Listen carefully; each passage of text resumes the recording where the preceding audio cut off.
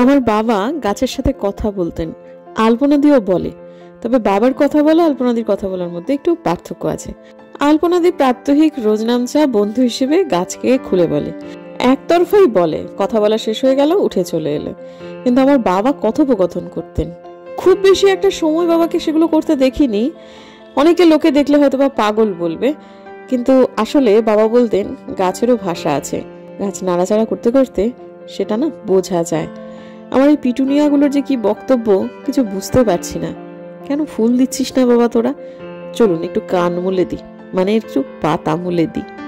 সব ঠিক আছে, আমার এই পিটুনিয়াগুলো কিছুতেই আর ফুল দিচ্ছে না। সবুজ দিচ্ছে, চোখ জুড়িয়ে যাচ্ছে, এটা ঠিকই, ফুল তারা আর দিচ্ছে না।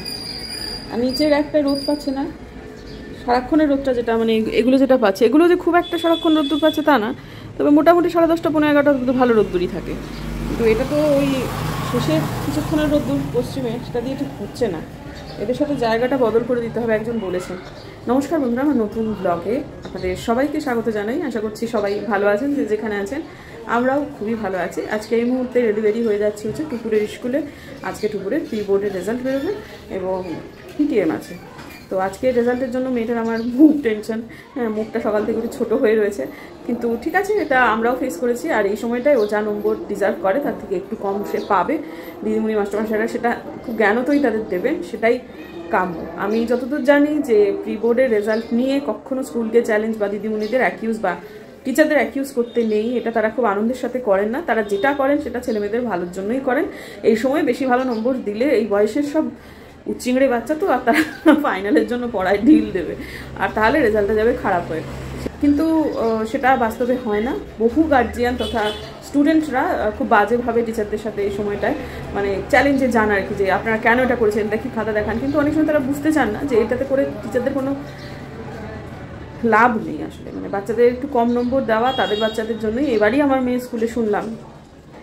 তো যাই হোক, কিন্তু সেটা একেবারেই কাম্য নয় আর কি। ঠিক আছে, আমি যখন স্কুলে পড়াতাম এটা আমাদেরকেও ফেস করতে হতো, কিন্তু এটা এটা স্কুল থেকে নির্দেশ থাকে, ঊর্ধ্বতন কর্তৃপক্ষের নির্দেশ থাকে যে হাত চেপে নাম্বার দিন, হাত খুলে কখনো না, বিশেষ করে প্রি বোর্ডে তো কখনোই না। তো ঠিক আছে, যা হবে সেটা ভালোই হবে, ফাইনালটাই আসল কথা।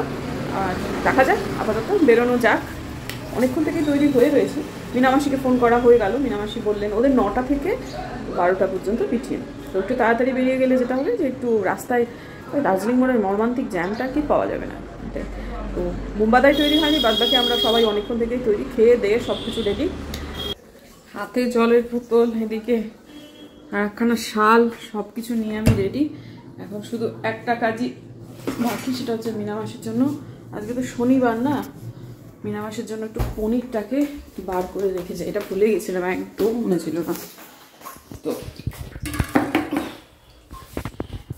যাই হোক, আসল যে কোনো গল্প নেই। এই যে চাদরটা, এটা নিয়েছি টুকুরের জন্য, কারণ টুকুরের তো স্কার্ট নিচটা ফাঁকা, মোজা পড়েছে কিন্তু ঠান্ডা লাগছে। এই খালি বাইরে উপর গাড়িতে একটু চাপা দিয়ে বসবে, তো বাস গাড়িতে রেখে আবার বেরোবে। দাঁড়াও, আসছি। চাদরটি হচ্ছে আমাদের দিনহাটা গাছা স্কুলের বড় দিদিমণি আমাকে দিয়েছে, দিয়েছিলেন মুকুর দিদিমণি। বেরোনো যাক। বেরিয়ে তো গেলাম, কিন্তু জ্যামটাকে অ্যাভয়েড করা কোনোভাবেই গেল না। যতটুকু রাস্তা আমাদের এই পাড়ার অলিগলি ততটুকু পর্যন্ত ঠিক আছে। যেই হিলকাট রোড ছিল, মানে ভেনাস মোড় থেকে সঙ্গে সঙ্গে থেকে শুরু হলো জ্যাম, এবং অন্য দিনের থেকেও বেশি জ্যাম। মানে দুপুর 2টোর সময় যা জ্যাম হয়, আজকে সকাল 9টার সময় তার থেকে বেশি জ্যাম। হ্যাঁ, টুপুরের যে জায়গাটাতে স্কুল, সেই জায়গায় সার দিয়ে অনেকগুলো স্কুল কলেজ রয়েছে, এবং এই পিটিএমগুলো থাকলে একটু জ্যামটা বেশি হয়। কিন্তু আজকে টুপুরের শুধু ক্লাস 10-এর প্রি বোর্ডের রেজাল্ট, কাজেই প্রচুর যে জ্যাম হবে এমনটা নয়। আর এই জায়গাটাতে এই দার্জিলিং মোড়ের জ্যামেতে গিয়ে আমার মনে হচ্ছিল বাবারে আমি ঘুমিয়েই পড়ি। গাড়ি এগোচ্ছে মানে এত সম্মুখ গতিতে যে খুবই বিরক্ত লাগছিল। আসলে এখন পর্যটক মরশুম, একেবারে তুঙ্গে, যার ফলে রাস্তায় ঘাটে পাহাড়ের গাড়ি দিয়ে ভর্তি। ভিনাস মোড়ের যে জ্যামটা সেটা মূলত হচ্ছে এনজিপির জ্যাম। আর যে সময়টা আমরা বেরিয়েছি, দার্জিলিং মেল টেল এই সমস্তগুলো ট্রেনগুলো সব ঢুকেছে, তারা সব পাহাড়ের পর্যটক নিয়ে পাহাড়ের দিকে যাচ্ছে। আর দার্জিলিং মোড় নামটাই তো হচ্ছে দার্জিলিং মোড়, বুঝতেই পারছেন পাহাড়ে যেতে গেলে এই দিক দিয়েই ঢুকতে হবে, কাজে এই সময়টায় এই জায়গাটাতে জ্যাম হবেই। তো যাই হোক, ঠিক আছে, আপাতত পৌঁছেই গেলাম। ওই জ্যামের রাস্তাটা পেরিয়ে গিয়ে এই যে এটা হচ্ছে বাবা লোকনাথের মন্দির, এইখানেই বজরংবলীও আছেন। তো যাই হোক, সেখানে আমি একটু বলে দিলাম যে দেখো বাবা, আমারও খুব টেনশন হচ্ছে, সেটা সত্যি। তো দেখতে দেখতে টুপুরদের স্কুলটা চলেই এলো। যারা আমার নিয়মিত বন্ধু, তারা আমার ব্লগ দেখেন, তারা যদি পাহাড়ে যাওয়ার উদ্দেশ্যে শিলিগুড়িতে নামেন, তখন দার্জিলিং মোড় হয়েই তাদের ঘুরতে হবে। কিছু দূর গিয়ে আপনারা ডান হাতে দেখবেন দাগাপুরের লোকনাথ মন্দির, তার সামান্য কিছুটা এগিয়ে বাঁ হাতে দেখবেন ডিপিএস, দিল্লি পাবলিক স্কুল, সেখানেই আপনাদের টুপুর পড়ে। তবে এই জায়গাটা একটু কনফিউজিং, একটু ছোট্ট, দোকান টোকানগুলো দিয়ে এমনভাবে সামনের গেটটাকে ঢাকা রয়েছে যে হুশ করে পেরিয়ে যায়। পেছনের পরিসরটি প্রকাণ্ড, কিন্তু গেটের স্পেসটা একটুখানি কম। তো যাই হোক, ঢুকে পড়লাম মেয়ে স্কুলে এবং এখন আমরা বেরিয়েও গেছি। অনেকক্ষণ ছিলাম, বিভিন্ন শিক্ষক শিক্ষিকাদের সাথে কথা হয়েছে। আমার মানে এই সময়টায় টেনশনে অবস্থা খারাপ, সবই বুঝতে পারছি, কিন্তু তা সত্ত্বেও মানে যাই হোক অনেক কিছুই ভাবছি আর কি। তো এই সময়টা মেয়ের বাবার কোনো রিয়াকশান নেই, কিন্তু আমরা যেটা বুঝতে পারছি যে 2-3টে সাবজেক্টে ইমপ্রুভমেন্টের প্রচুর স্কোপ, কিন্তু সময়টা বড় কম, কি করে ম্যানেজ করবে বুঝতে পারছি না। তবে অন্যান্য গড়পড়তা বাচ্চাদের তুলনায় রেজাল্ট খারাপ করেনি, ভালোই করেছে সে আন্দাজে, কিন্তু তবুও আমার খুবই চিন্তা হচ্ছে। হাত নেড়ে নেড়ে মেয়ের বাবা মেয়েকে বোঝাচ্ছে না, বোঝাচ্ছে আমাকে যে চিন্তা করো না, যা হবে সেটা ভালোই হবে। শুভ সন্ধ্যা বন্ধুরা, একবারে অনেকক্ষণ পরে আপনাদের সঙ্গে দেখা হচ্ছে।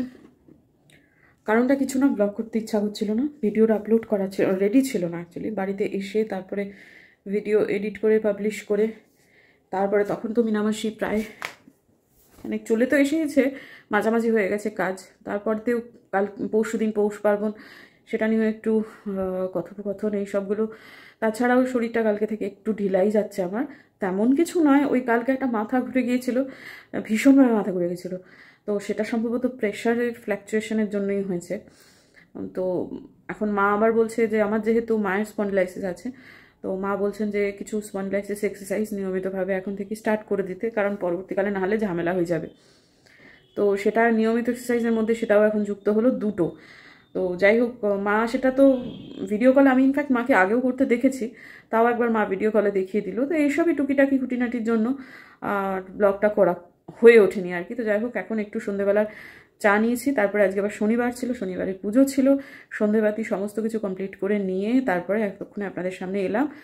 আমি আজকে ভেবেছিলাম যে এসে আমি এই বিছানা চাদর টাদরগুলো তুলে দেবো আজকে, কারণ ভালো লাগছে না। আর ওরা আপত্তি যতই, এখন 2-3 দিন আর কিছু বলছে না। হ্যাঁ, একেবারেই সাদা আছে ঠিক কথা, কিন্তু আর ভালো লাগছে না, ঘরটা একরকম লাগছে।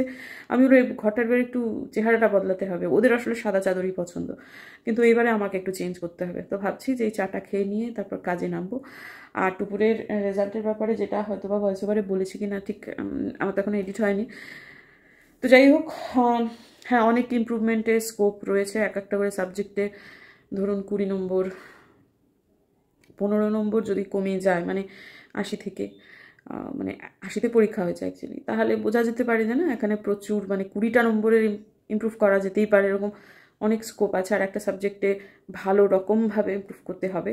তবে আমি এবং বুম্বাদা মিলে ডিসাইড করেছি যে টুপুরকে পড়াশুনো নিয়ে আর মানে চোখ গরম করে বা গলা গরম করে কোনো কথা বলা হবে না। টুপুরকে আপনি ভালো মনে বাবা বাছা করে বা ভদ্র ব্যবহার করলে সব কথা শুনবে, কিন্তু যে এই মুহূর্তে একটু রেগে গিয়ে কোনো একটা কিছু করবে, সঙ্গে সঙ্গে ও মুখে আপনার বুলি কাটবে না, মানে আপনার সাথে সাথে তর্ক করবে না, কিন্তু করবে ঠিক সেটাই যেটা ও ভাবছে।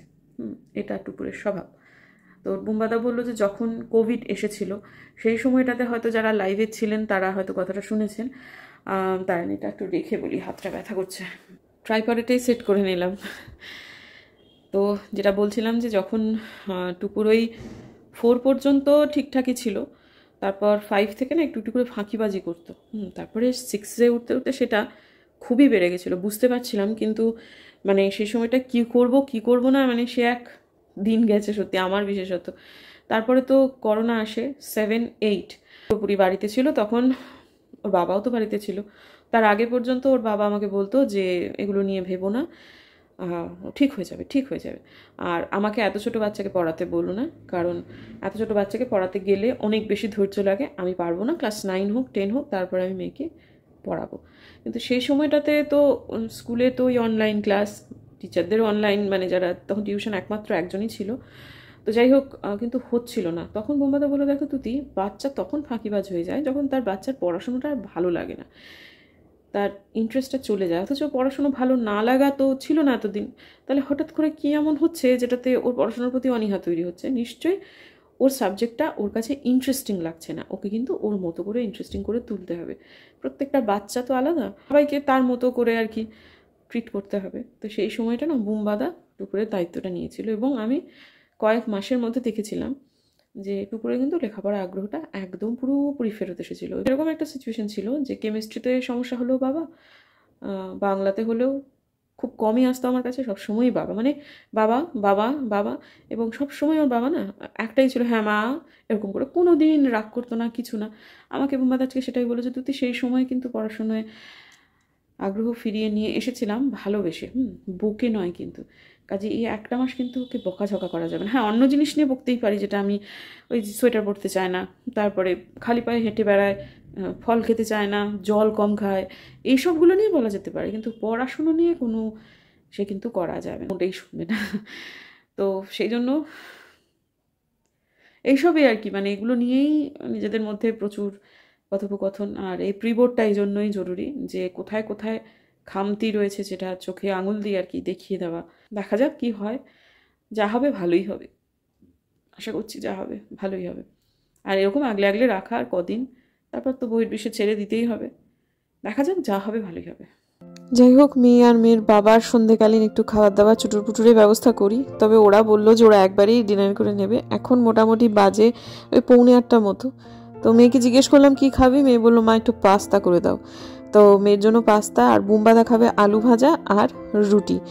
তো 5টা রুটি খাবে বললো। তো বলে দিল তুই আজকে তোমার কথাই হবে, 8:30টার মধ্যে আমরা আজকে সব ডিনার করে নেব। আমি খুব খুশি হয়েছি ব্যাপারটাতে, যত তাড়াতাড়ি ডিনার করে নেওয়া যায় সেটা ততটাই ভালো।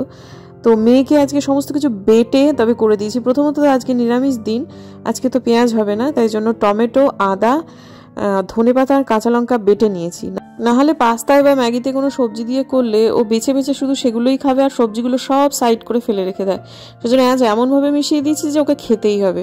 তো এই যে আমার হাজব্যান্ডের কালোজিরি কাঁচা লঙ্কা দিয়ে যে আলুর তরকারিটা, সেটাও মোটামুটি হয়ে গেছে। 5টা রুটি ঝটাপট করে নিই, আমার খাওয়া অনেক আগেই হয়ে গেছে। অনেক আগে মানে আমি 6টার সময় খেয়ে নিয়েছি। আগের দিনের মাথা ঘোরা নিয়ে আমার শ্বশুরমশাইয়ের বক্তব্য প্রেশার, আমার মায়ের বক্তব্য হতে পারে স্পন্ডিলাইসিস, কিন্তু আমার হাজব্যান্ডের বক্তব্য ওটা নিছক টেনশন থেকে করছো, তুমি অতিরিক্ত টেনশন করছো। মেয়ের পড়াশুনো, মেয়ের খাওয়া, মেয়ের পরীক্ষা, এই সমস্তগুলো নিয়ে টেনশন করে কোনোদিনও কোনো সমাধান কেউ আজ অব্দি করতে পারেনি। মাথা ঠান্ডা রাখো, সব ঠিক থাকবে। আমারও যেন মনে হচ্ছে ব্যাপারটা তাই, সব সময় কেমন একটা বমি বমি পাচ্ছে, মানে আমি বেশি টেনশন করছি এটা ঠিকই, যাই হোক আর কি। তো এখন বুম্বাদাকে 5টা রুটি করে দেব। প্রথমে বাটিতে নিয়ে নিলাম, ওই এক বাটিই করেছি, মেপে মেপে একটা আলু, বড় আলুই কেটেছি। তো যাই হোক, এখন 3টে দিয়ে আসি, কারণ গরম গরম শীতের রাত না, আর ওই হটপটে ভরলাম না। যত জিনিস বাড়াবো তত তো সেই মাজতে হবে, তো তা একবারে গরম গরম ভেজে দিচ্ছি, তাওয়া থেকে দিয়ে দিই। ফুলকো ফুলকো রুটি খেতেও ভালো লাগবে, আর আমারও তাতে সুবিধেই হবে। আজকে তো আর পৌষ পার্বণের জন্য কেনাকাটা করতে বেরোলাম না, কালকে বেরোতেই হবে।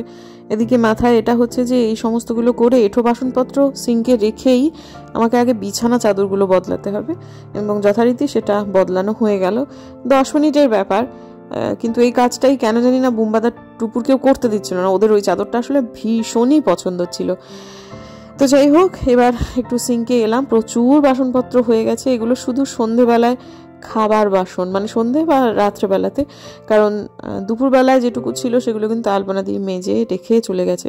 কিন্তু একটা জিনিসই যেটা খুবই ভালো লাগছে, আজকে মোটামুটি 9:30টার মধ্যে আমার রান্নাঘরের সমস্ত কাজই হয়ে গেছে, যেটা অন্যদিন মিটতে মিটতে আমার প্রায় 11:45 বেজে যায়, সেটা আজকে অনেক তাড়াতাড়ি হয়ে গেছে।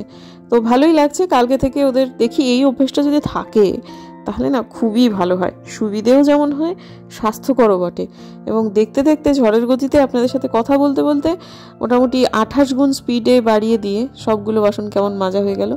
এরপরে এই ঘরটাতে এলাম, কারণ এই ঘরটা অগোছালো থাকলে ইদানিং খুবই বিরক্ত লাগছে। আগে না আমার এটা 2-3 দিনের জামা কাপড় স্তূপ হয়ে পড়ে থাকলেও কোনো অসুবিধা হতো না, কিন্তু সম্প্রতি দেখছি আমার এই ঘরটাকে দেখলেই মনে হয় যে না একটু গুছিয়ে রাখি, না হলে বড় বাজে লাগছে।